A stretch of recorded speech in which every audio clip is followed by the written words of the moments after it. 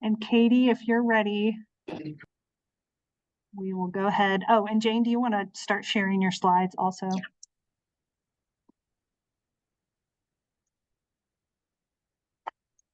Okay. And let me get this shared now. Oh, okay. Jane's sharing her screen. Now I've got to pull this over here. This is so confusing.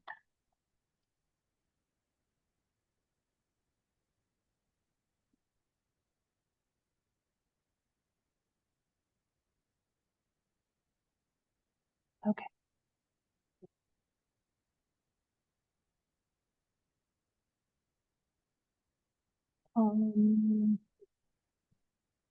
All right, I think that is I think we got it.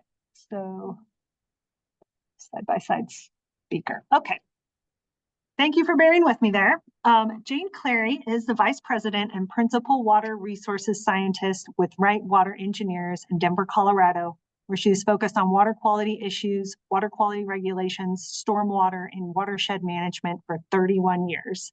She's helped develop and manage the International Stormwater Best Management Practices database, co-author multiple storm drainage criteria manuals in the Denver metro area, and she serves as a technical manager for the Cherry Creek Basin Water Quality Authority, which is tasked with reducing nutrient loading to Cherry Creek Reservoir.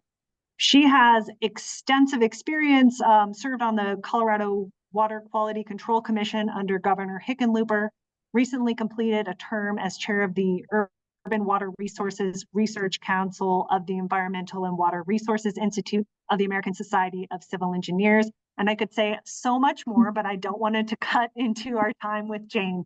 So Jane, why don't you go ahead and we'll take questions afterwards. Thank you so much for being here. We appreciate your time. Yeah, well, I'm really excited to be here virtually, and I'm really disappointed not to have been there in person. I'm the mother of three 20-somethings, and one of them got their tonsils out, and it didn't go well, and so she had some emergency surgery yesterday, so appreciate the flexibility. And just a audio check, am I coming through all right? Yeah, your audio is good. Thank you. Okay, so great. So Karen provided me with a number of questions to talk through today that I would kind of put in the category of water resources consulting, some case studies in my career path. And so I will go ahead and get started with that.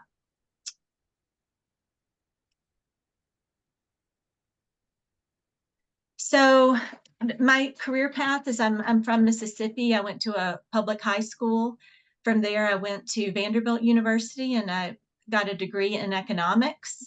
And then from there, much to my parents' horror, I decided to be a whitewater raft guide and work as a waitress and take a ski bum year in Vail, which was probably one of the most influential life path decisions that I had.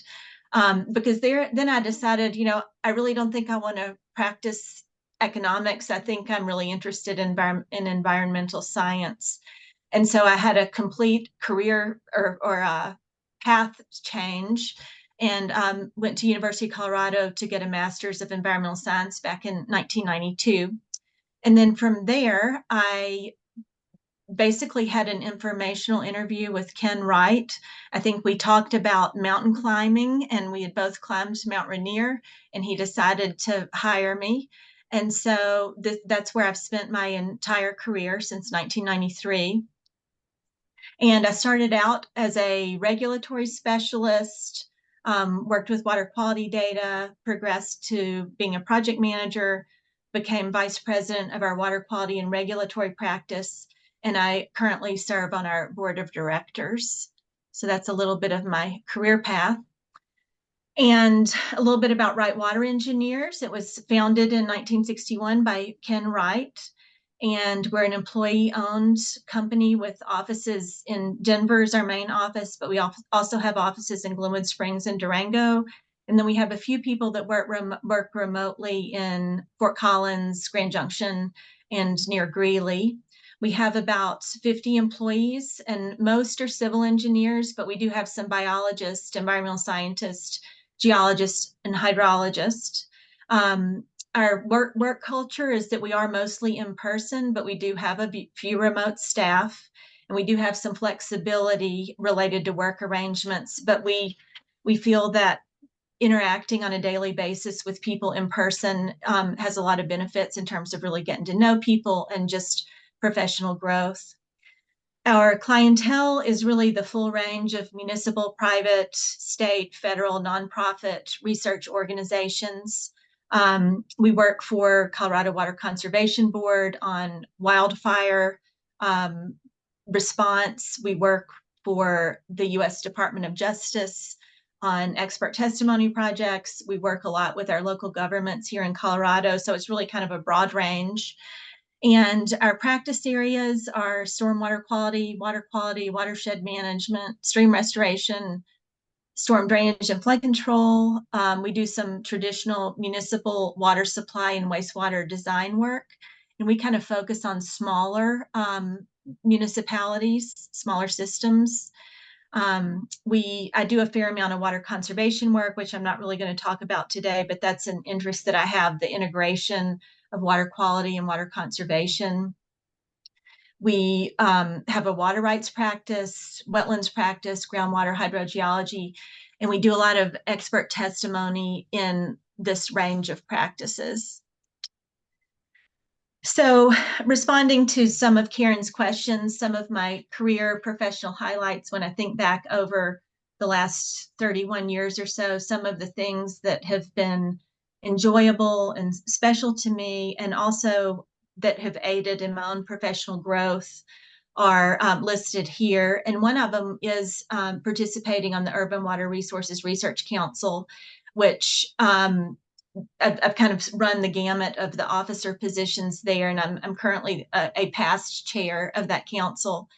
And I wanted to mention that because I think a great part of professional growth is getting involved in professional organizations, making friends around the country, developing networks around the country, watching people grow through the years. This picture on the right here is Bill Hunt from North Carolina State and his entourage of former graduate students and current graduate students that are professors all around the country now. And it's really just a delight to be able to call people up, in different parts of the country and say, how are you dealing with this issue, or what are your research interests? And so that's something that I've really enjoyed. The Colorado Water Quality Control Commission was a unique experience to essentially sit on the side of the regulatory side of the table, whereas I'm typically working with regulated entities, and to be part of rulemakings related to clean water in the state. I did that for 3 years. And then to work for a small water resources consulting engineering firm, but to still get to work on research projects around the country, I think has been sort of a neat part of our firm and our experience. And we've done a lot of work with the Water Research Foundation, formerly the Water Environment Research Foundation, and that's included collaborating actually with a lot of CSU professors. I'm working right now with Sybil Charvel, and have worked with Mazdak Arabi and others.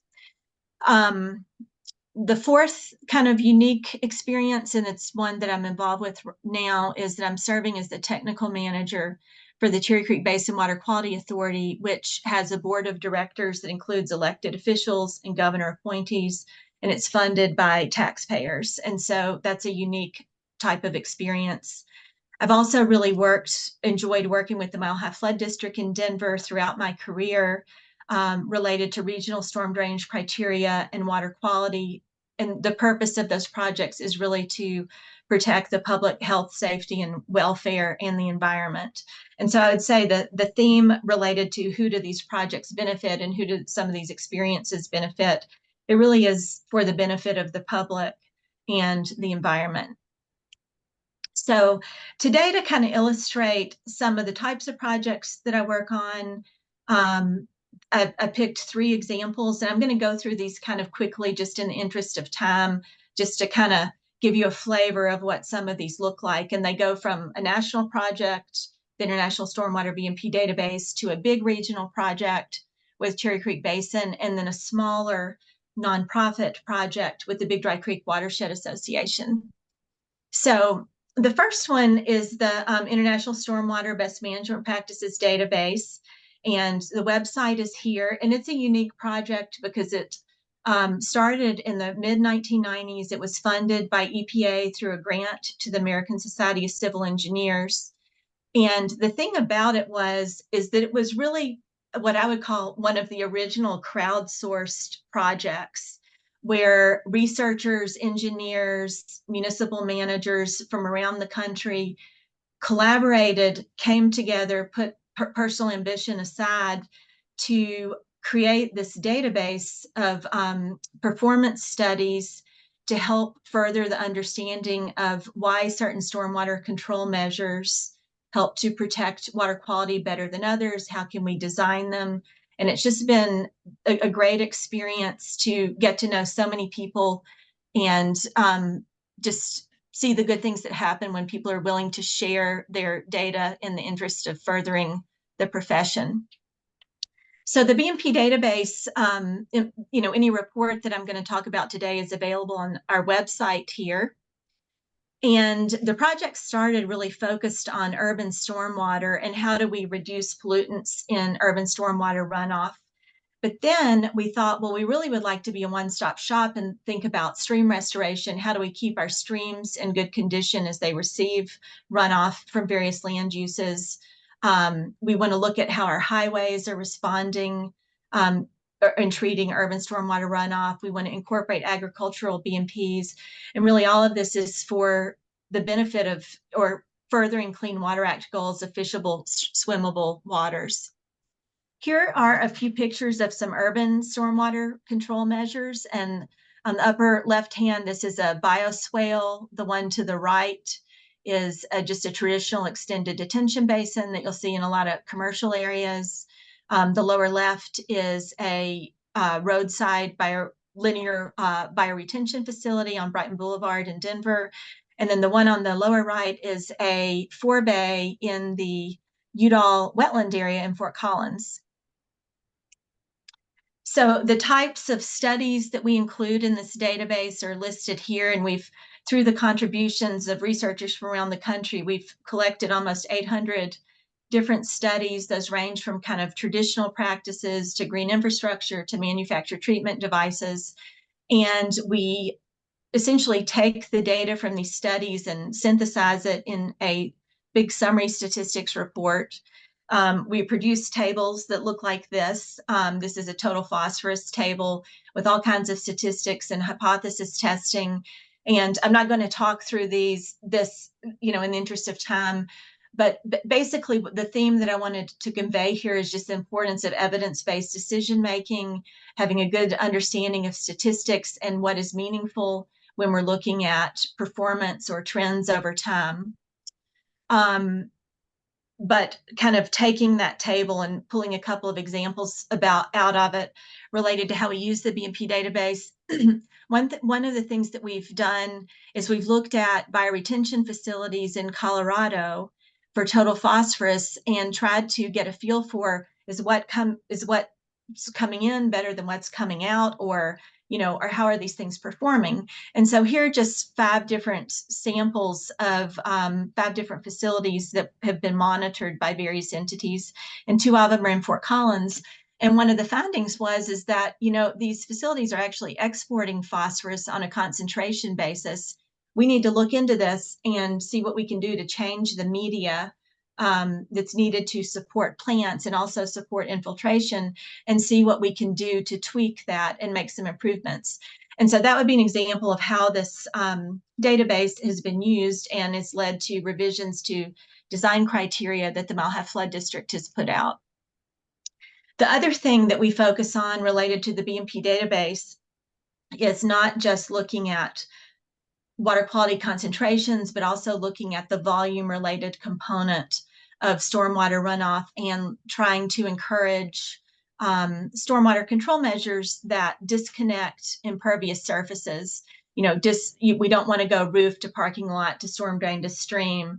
We want to go from roof to a grass swale or an area where pollutants can infiltrate and reduce loads to streams. So that's just kind of a snapshot of what the BMP database is. The one other comment that I wanted to add here as you move from an academic to a consultant or a practitioner is that sometimes practices that perform very well can also be expensive. They can be hard to maintain. And so there's a practical side to, you know, who's paying for it? Does it work over the long term? And looking at the costs of maintaining practices. And these are some projects that we did with the Urban Water Resources Research Council related to cost and maintenance. So that's a snapshot of the BMP database, a national project. A large regional project is work for the Cherry Creek Basin Water Quality Authority. And if you've been to Denver, on I-25 south of Denver near Bellevue Avenue, you can go to Cherry Creek State Park. This graphic here is the Cherry Creek watershed. Cherry Creek Reservoir is actually a flood control reservoir constructed by the Corps of Engineers in the 1950s. And it is home to the Cherry Creek State Park, which is one of the most visited parks in the state. And I mentioned this related to Karen's question of who do these projects benefit. And I would say the Cherry Creek Basin Water Quality Authority is working to benefit the citizens of Colorado and the aquatic life in the reservoir. And we have some problems meeting nutrient criteria for the reservoir, particularly the chlorophyll A standard. And so the Colorado legislature established the Basin Authority in the 1980s, and it's funded through a variety of sources, but one is by a property tax, which gives us about $4 million or so a year to try to improve the water quality. We also have a control regulation that the Water Quality Control Commission passed, and it's called Regulation 72. The watershed size is almost 400 square miles, and the reservoir is about 850 acres. And then the red area here is where most of the developed area is in the watershed, with the majority of it actually being undeveloped. So the vision and mission of the Basin Authority, and I'll just focus on the improve, protect, and preserve water quality in the Cherry Creek Reservoir. And you can see the photo on the right. I don't know if you can see the kind of, I'm going to call it like broccoli level algal bloom that's occurring in this particular picture. It's not like that all the time, but it does have periodic algae blooms, and some of them have been toxic. And so we work on what can we do to move the bar in trying to meet the chlorophyll A standard for the reservoir. And this is a graph that shows chlorophyll A from 1994 to 2022, where the red bar there is our 18 microgram per liter chlorophyll A standard. And you can see that we have a lot of year-to-year variability. Sometimes we meet the standard, most of the times we aren't. Sometimes it's factors beyond our control, like the weather conditions, storm conditions, and so forth. And then we continue to work on reducing nutrient loads to the reservoir. I realize this is kind of a busy graph here, but the figure on the left just shows the red area is where we have the highest phosphorus loading per acre in the reservoir. So that's an area where we want to focus. The pie chart to the left is the total phosphorus loading per year associated with various sources. The one on the right is total nitrogen in terms of pounds per year. And this is based on an HSPF model that RESPEC conducted for the watershed. And the interesting thing about Cherry Creek Reservoir is point sources like wastewater have very, very low phosphorus limits already. And so we don't really have an opportunity to really ratchet down wastewater treatment levels for phosphorus. There is an opportunity to reduce some nitrogen levels, but phosphorus is really our key focus. And you'll see the bulk, the half of the pie chart is really the developed area, and what can we do to help reduce nutrient loads from those areas. So just a few slides. The wastewater treatment plants, again, have very low phosphorus limits of 0.05 milligrams per liter, and they do meet those limits.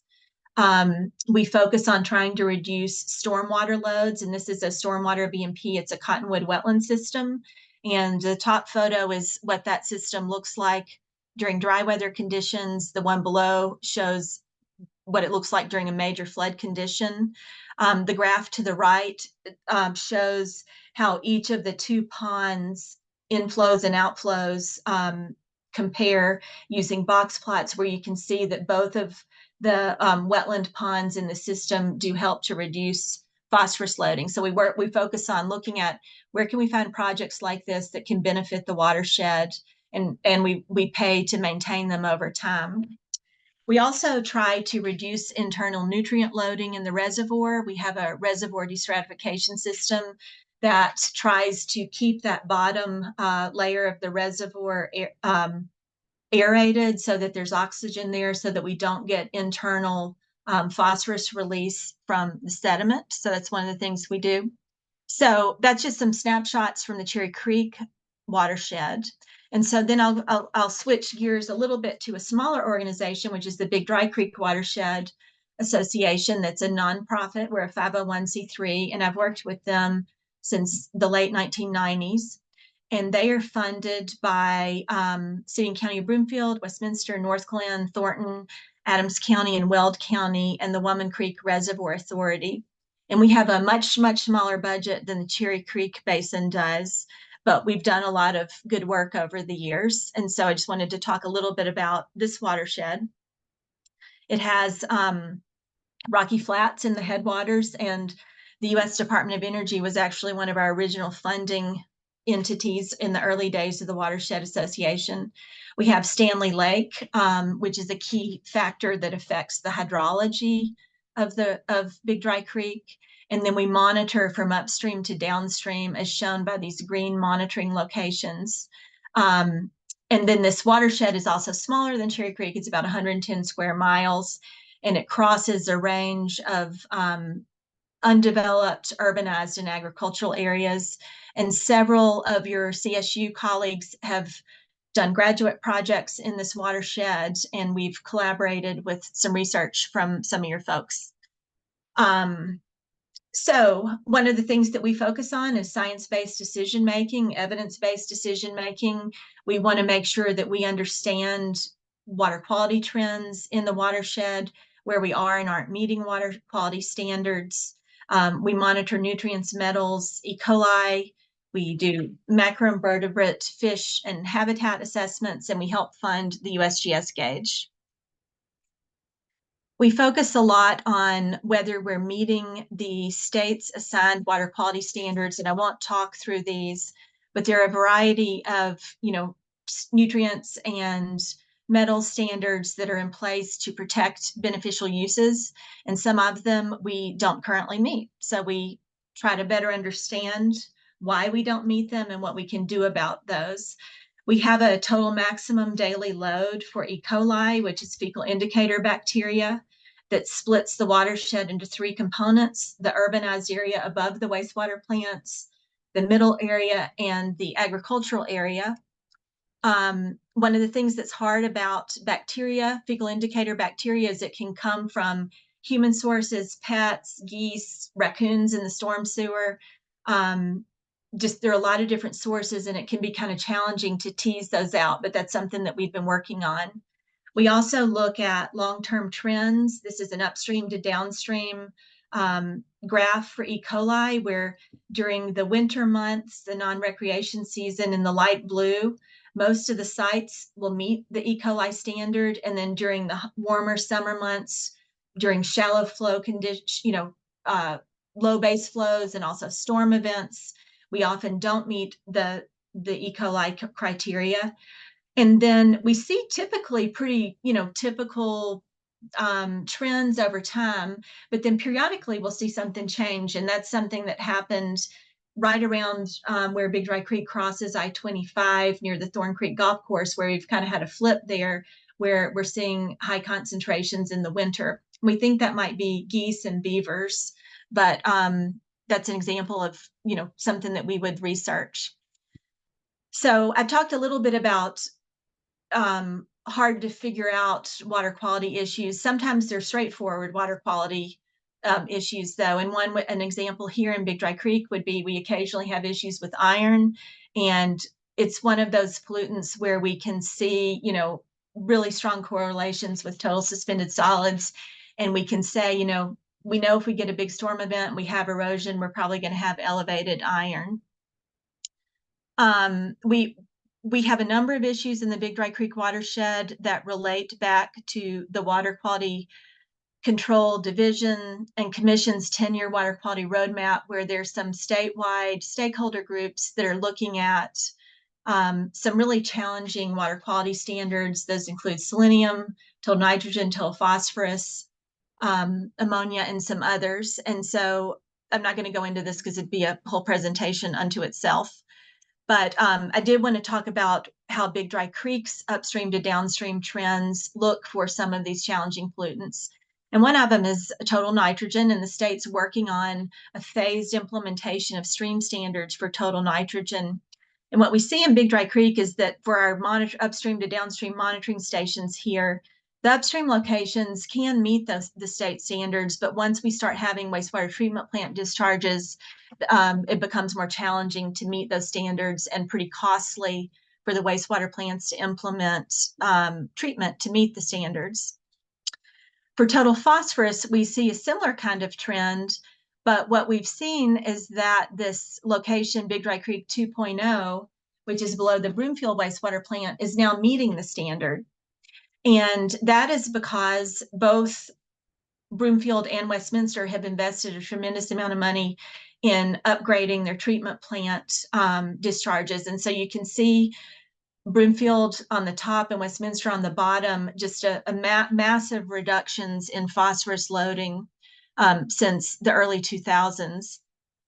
And something that's been gratifying is that we can see those load reductions downstream where Big Dry Creek hits the South Platte River.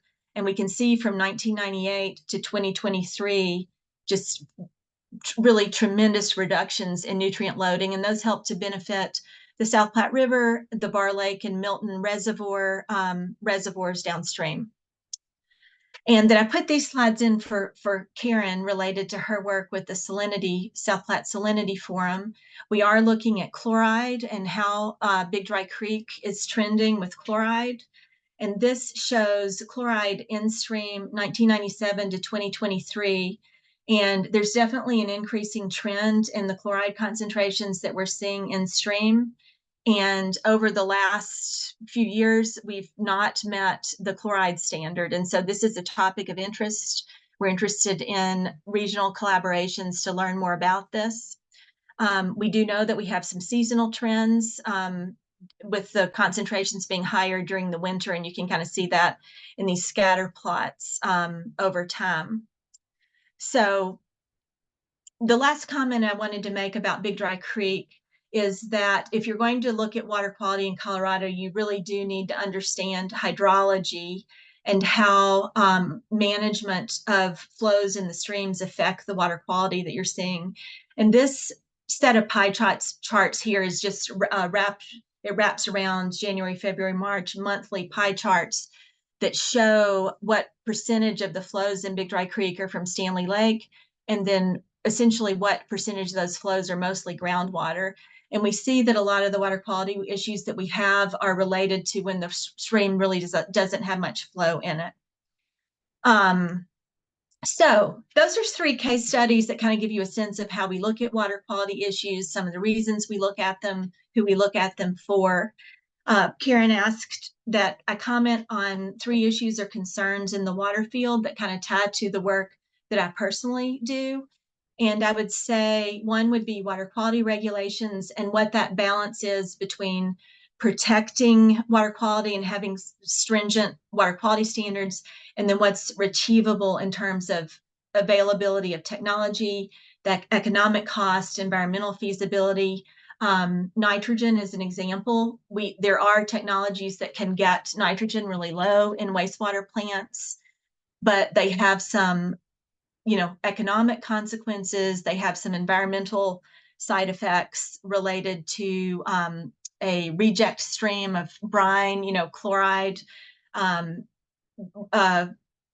water quality, there's some pros and cons to reducing nitrogen as low as you can get it. And so kind of what's the balance there, with nitrogen just being an example.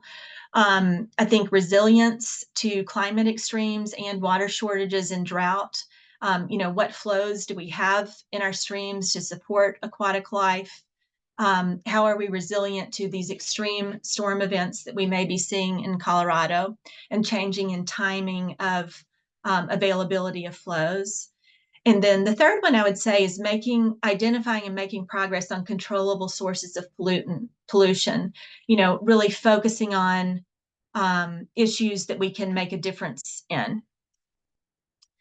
So kind of wrapping this up here, another question that Karen asked me to look to answer was, what are some useful skills in the water field from my perspective, specifically focusing more on the science side than on the engineering side? I would say in terms of coursework, statistics is really critical. That's something that we use regularly. A good solid background in chemistry, taking a hydrology class, even if that's not your area of practice.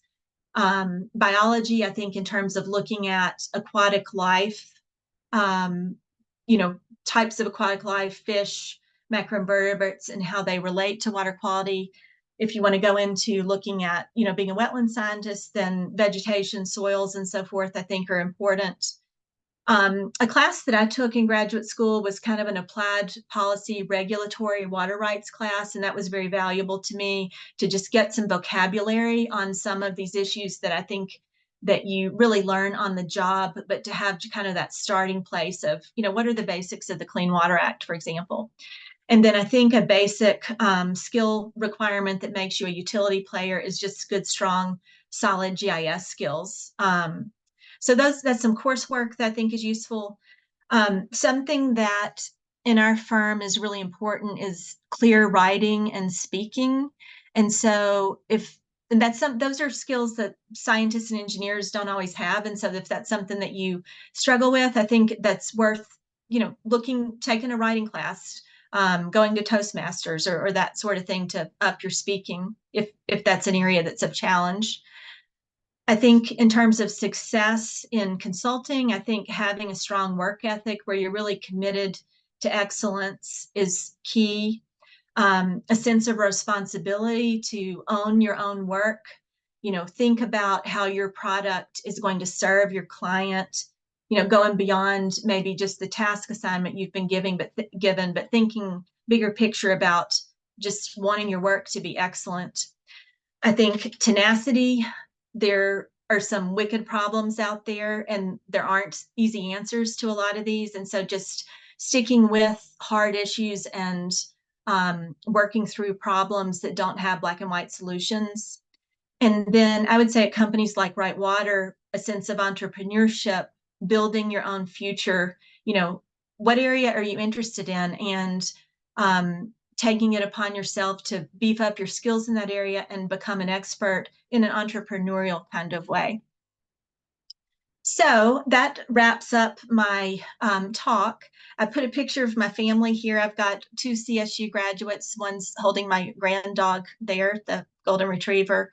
And I wanted to put this picture in here because, as you go out into the next stage of your career and reach out to potential employers, I think just remember that most people a lot of them have adults, children that have, graduated from college or looking for jobs. All of my kids are in the 20-something range. And so, I want to help where I can, help make connections. And just, I think I would be encouraging to say that I think most people really do want to help. And that's what I have to say today.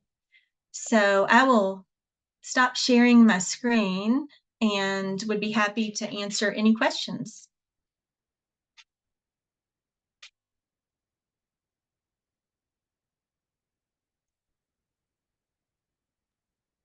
There we go. Thanks, Jane.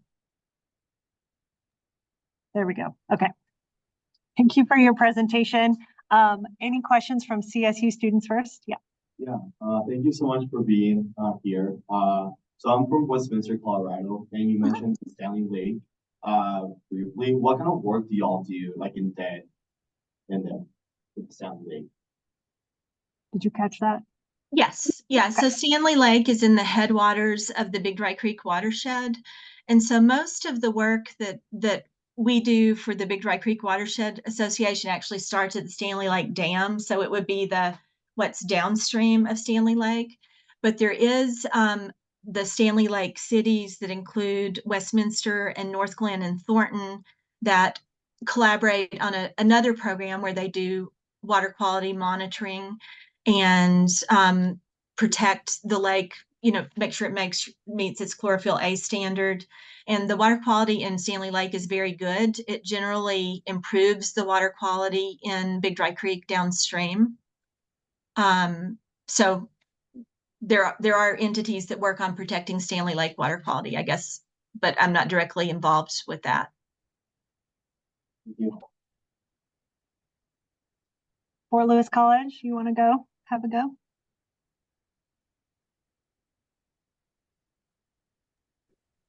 No questions from us just yet. Sorry, what did you say? No. Oh, I'm sorry. gonna write it one down question. fast. Oh, go ahead. Not yet. Do you want me to write it down or say it? Just go ahead and say it. Okay, just wanted to talk more about the conservation work that she said she does with Right Water. Did you catch that? Yeah, so water conservation. Is that? Yeah. Yeah. Yeah, so we do a variety of projects that relate to water conservation. We work with local governments on water efficiency plans. How do you be a good steward of the water that you have? And, that could be anything from, metering, making sure you're understanding where you have water losses and fixing those in a distribution system, for example. I mean, that would be one aspect of water conservation. I have worked a fair amount with the Green Industries of Colorado, Green Co., related to landscape water uses and putting together best management practices to be good stewards of water in our landscapes. And that could be, xeriscape principles, plant choices, how you're watering the plants, soil amendment, and so forth. I recently also worked on a project for Colorado Water Conservation Board that focused on holistic environmental considerations for turf conversion projects, which is a focus of the Colorado Water Plan, is looking at turf conversion as a water conservation strategy. But there's a little bit more to turf conversion than just changing out the landscape type. Because there can be some unintended consequences for that. And so we put together a report that focuses on, the holistic side of turf conversions. For example, if you take turf out and you replace it with concrete or hardscape, there are going to be some unintended consequences like increased urban runoff, which can cause stream erosion or overwhelm local storm sewer systems. It can increase heat island effects, those kinds of things. So we focused on, well, if you're going to do a turf conversion, how do you maximize the environmental benefits? Do you include pollinators in your alternative landscape being when you take the turf out? And, I think they're also, if you don't change the sprinkler system, but you change the plants out, then you don't get that water conservation benefit. So those are some of the conservation aspects that we've worked on. Questions from any of you? Jane, I have a question. What would you say are some of the benefits of working for, let's say, a private consulting firm versus a government agency, or engineers work in a lot of different types of organizations? What are some of the benefits and challenges of working for a private consulting firm as an engineer?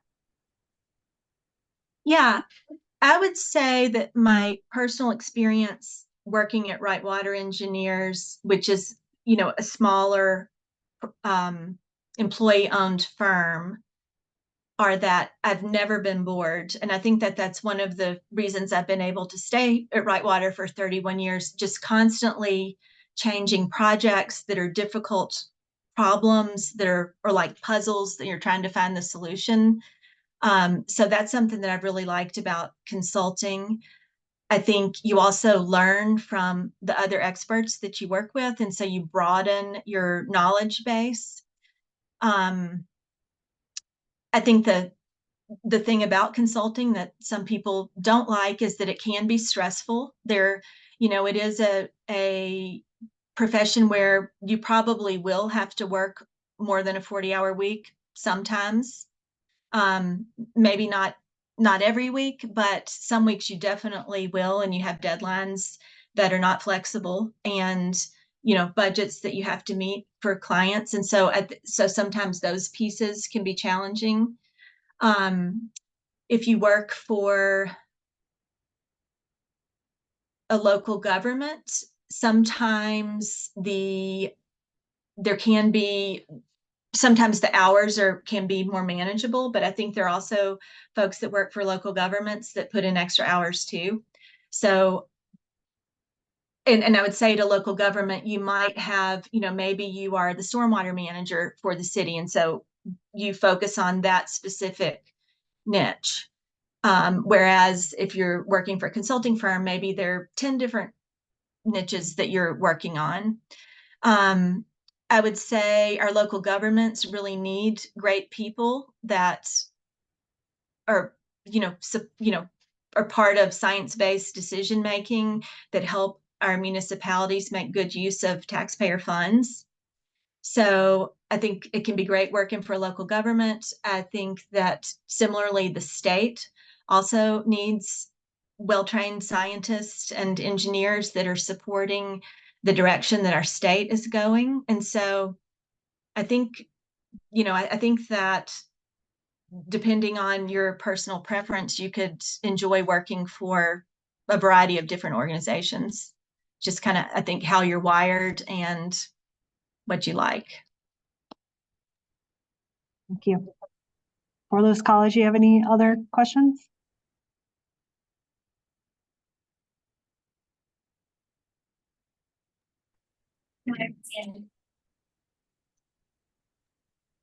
None from us. Okay, I've got one more, Jane, and then I'll let you go. Okay. I've talked to a lot of engineering students who they go into, environmental engineering, and they're excited about, helping the environment and getting involved in ways that are positive. And your career really kind of reflects that. But when I talk to a lot of students, they end up in big consulting firms that are doing, let's say, mining mitigation work, and like trying to fix the water quality from mining. And it's really kind of demoralizing work, and they don't feel good about it. How do you navigate that, and how do you get a job that is kind of more of a positive, environmental engineering experience? Well, I think, I guess you need to research the companies that you are interested in pursuing work with and find out about the types of work that they do. And I do think that at some larger firms, you can get in a track where you're doing kind of the same thing over and over again. Not all of them, but I think as a young person that you can get in kind of this, you learn a certain track and you're efficient at it. And so you kind of could get, I don't know if stuck is the right word, but I think a way to avoid that would be with wherever you land. I think you want to seek out mentors, seek out people in the company where you land that are doing the sorts of things that you want to do. And that would be an example of an area where maybe you want to do a little extra study on your own at at home, do webinars or things to beef up your own skills in the area that you want to go. So, and there are a lot of consulting firms that do great work that have interesting projects that really are for the benefit of water quality. And also there are firms that, may be working in arenas that you might not consider to be, environmentally desirable, but it's really important for good consultants to work in those arenas to make sure that good erosion and sediment control practices are implemented, that regulations are followed, and that those services are provided in a way that protects the environment. So. All right. Well, thank you so much for your time. We really appreciate you taking time away from your family and being with us today. We'll give you a round of applause. Okay. Well, thank you. And I'm so sorry to not be there in person because I really was looking forward to it. So. All right. Okay. Thank you. Okay. Thank you. Bye-bye. Bye-bye.